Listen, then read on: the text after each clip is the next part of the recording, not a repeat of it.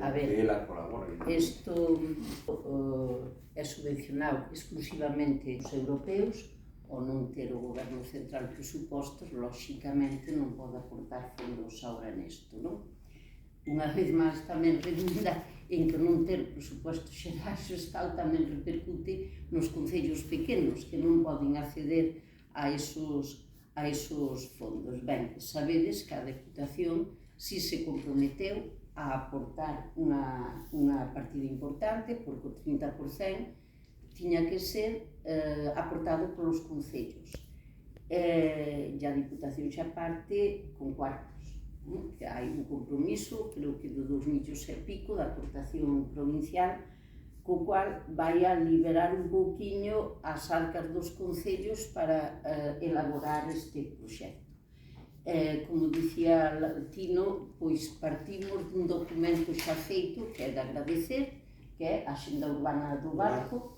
Partimos dese documento que nos aforrou moitísimo traballo e con o escaso marxen de tempo que tiñamos, lóxicamente, posibilitou que pudéramos optar a estes fondos. Lóxicamente, unha moi boa noticia a nivel provincial, porque foron aprobados os 2 proxectos que presentou a Deputación. Entonces, é unha boa noticia. Ningún concello, absolutamente ningún, podía optar por dunha forma propia a estes concellos e, lóxicamente, a agrupación dos 9 concellos de Valdeorras posibilitou que todos teñamos parte en facer un programa de desenrolo que ten que servir pois para que arranque dentro da estructura municipal Valdeorras como tal.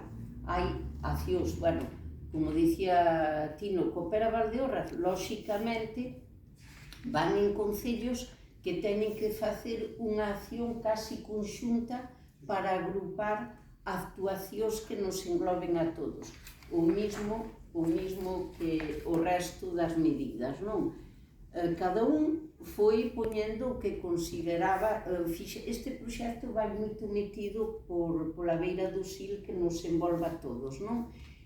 Parte das medidas dos distintos concellos tenden a iso, tanto no Malecón, creo que Bordo Barco, como en Carballeda, non sei se Luguia ten algo.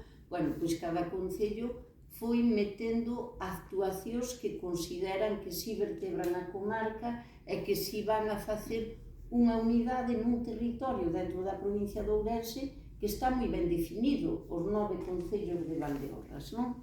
Entonces, é unha alegría, imos a por elo. Todas estas accións